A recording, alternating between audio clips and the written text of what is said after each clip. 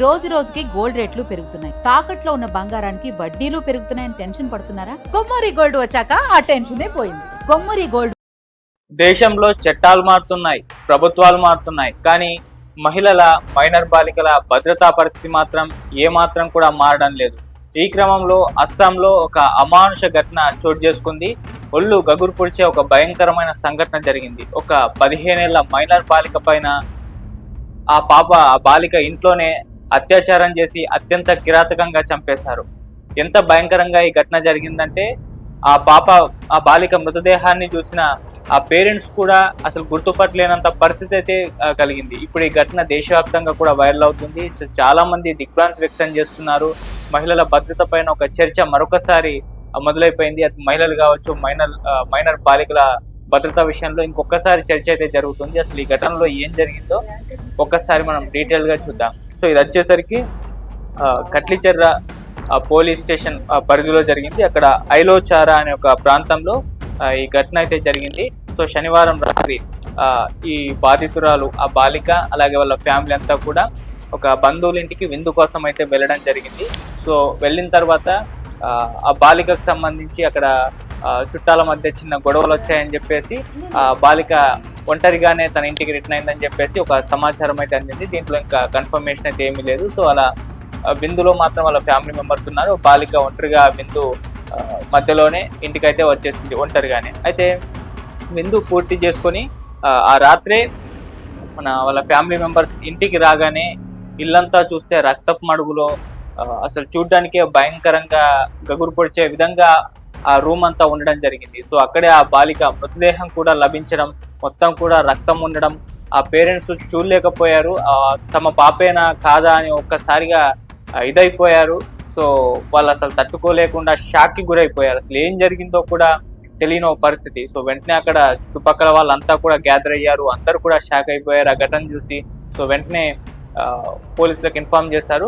So పోలీసుల కథనం ప్రకారం అయితే ఆ బాలిక మీద విచక్షణారహితంగా దాడి జరిగిందని, ముఖాన్ని తీవ్రంగా చితకబాదారని, అలాగే ప్రైవేట్ భాగాల్లో ఇనుపరాడ్డు కూడా దించారు. ఇది చెప్పుకోవడానికే బాధ కలిగించే విధంగా ఉంది. సో ఆ స్థాయిలో ఆ బాలికని టార్చర్ చేసి ఈ రకంగా చంపేశారు. అయితే అక్కడ ఫ్యామిలీ మెంబర్స్ ఆ బాలిక మీద తమ కూతురు పైన అత్యాచారం జరిగిందని చెప్పేసి కూడా ఆరోపణ అయితే చేశారు. అయితే పోలీసులు ఇంకా దాన్ని నిర్ధారించలేదు. అంటే ఇంకా పోస్ట్ మార్టం రిపోర్ట్ వచ్చిన తర్వాతనే అత్యాచారం దానికి సంబంధించి ఏం జరిగింది అనేది రిపోర్ట్లో తేలుతుంది. అప్పటి వరకు అయితే మేము నిర్ధారించలేమని చెప్పారు. సో అది జరిగుండే అవకాశాలు ఉన్నాయని చెప్పేసి కూడా అక్కడ పోలీసులు అయితే భావిస్తూ ఉన్నారు. సో ఈ నేపథ్యంలో ఆ ప్రాంతం మొత్తం కూడా ఒక్కసారిగా కోపోద్రేగంతో రగిలిపోతుంది.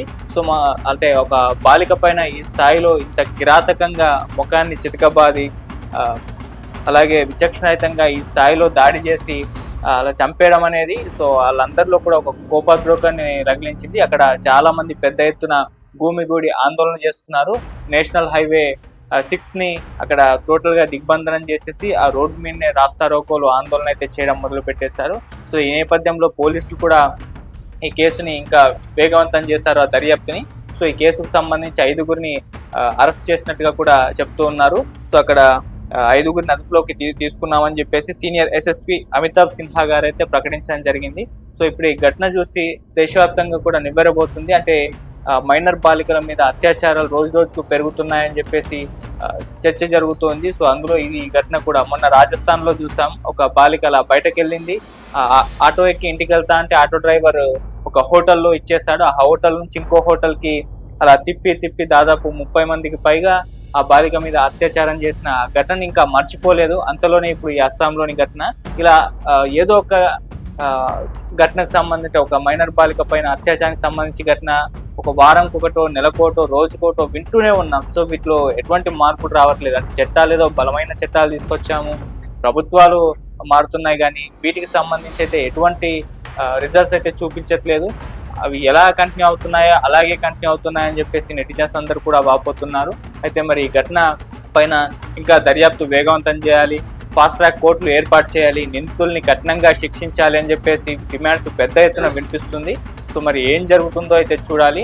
సో ప్రజెంట్ అయితే 5గురిని అదుపులోకి తీసుకుని వాళ్ళని ఇన్వెస్టిగేషన్ చేస్తున్నారు.